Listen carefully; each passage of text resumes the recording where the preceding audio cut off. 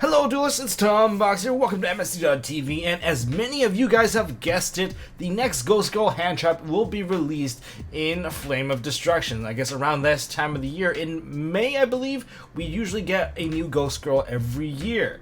And this is no different. I guess we get one this year, and the name of the card is Yashiki WARASHI. It is an Earth type zombie tuner, so they kind of named it differently from the typical seasonal type ghost.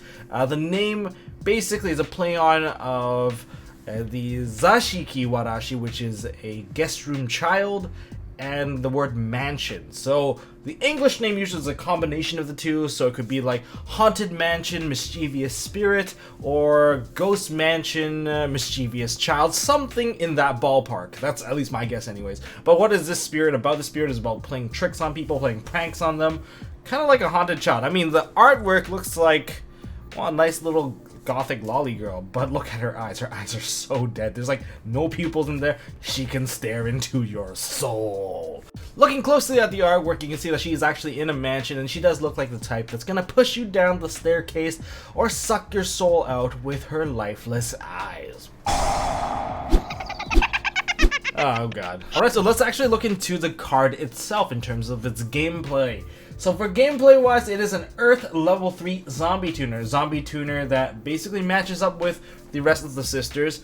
The card text states, when a card or effect is activated that includes any of these effects, quick effect, you can discard this card, semicolon, negate that effect. So the cost is just to discard it, just like Ash Blossom Joyous Spring, and you can negate that effect. So basically the same thing for Ash, but what's the difference here? So the stuff that she can actually negate includes add a card from the graveyard to the hand deck or extra deck, so graveyard retrieval, special summon from the graveyard, and banish a card from the graveyard. You can only use this effect of Yashiki WARASHI once per turn. Okay, well, this card to me just sounds like Necrovalley, the hand trap.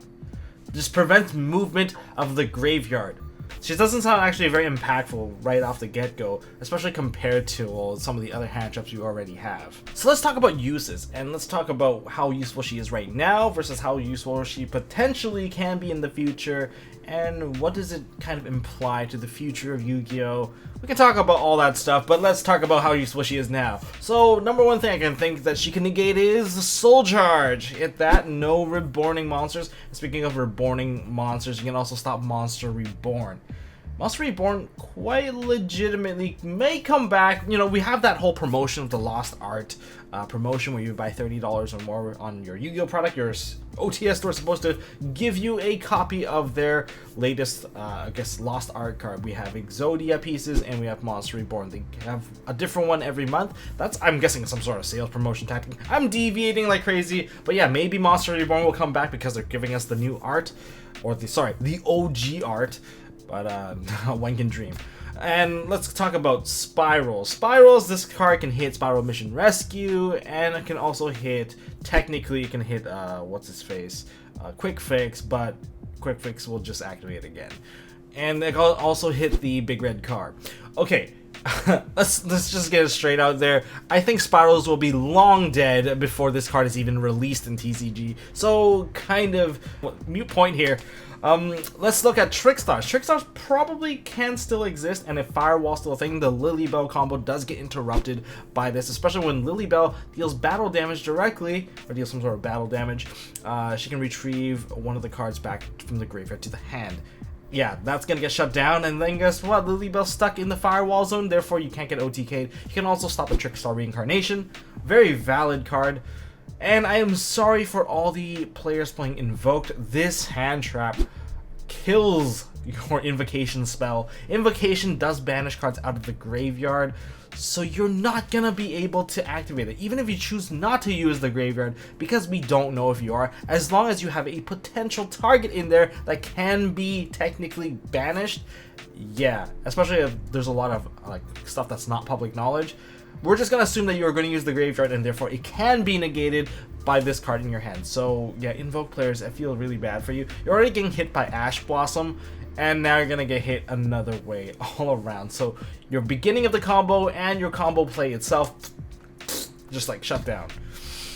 And we have ABCs. ABCs, you get your Destrudo negated, I suppose, and that is pretty brutal. There's already DD Crow, and even without DD Crow, it's pretty painful to see that you're just going to lose a lot of your life points for nothing. Another card that basically stops you. Also stops A, but you can still summon out your ABC Dragon Buster because that is not an effect. Other practical uses for this card would be that you can actually use this card to negate Psyframe Gamma. It just negates it, doesn't destroy it or remove it from hand. Just like if you Ash a Gamma, it's not exactly a very good play because the Gamma will live to negate another day. But it is just a possibility of negating a Gamma, especially if you're trying to stop a Maxi from going through and you can play around the Gamma.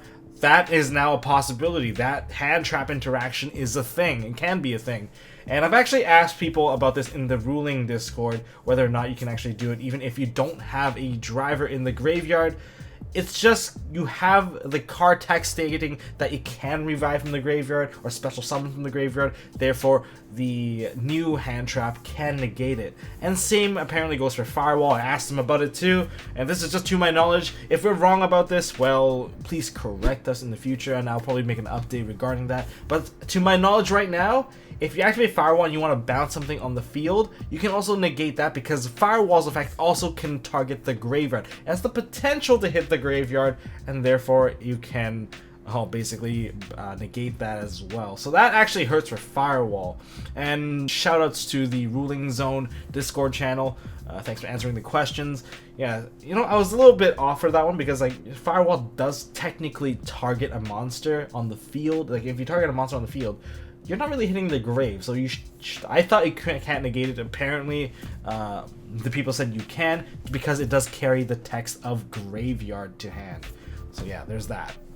Anyways, what about the future of this card? We have Mech Knights. Mech Knights, it does hurt Mech Knights because Mech Knights have True Depths, which is called the Haunted, and it actually works twofold. If you activate your monster effect, that's usually when they'll activate the True Depths card to revive a card in the same column because it negates monster effect if you have a a Mech Knight monster in the same column.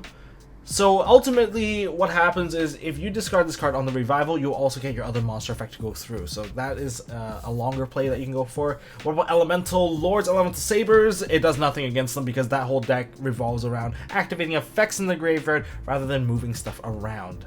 But those are the potential uses. What are your uses for the card? You can list it down in the comment section below. So I'm just going to compare this card with several other hand traps, starting with Ash Blossom Joyous Spring.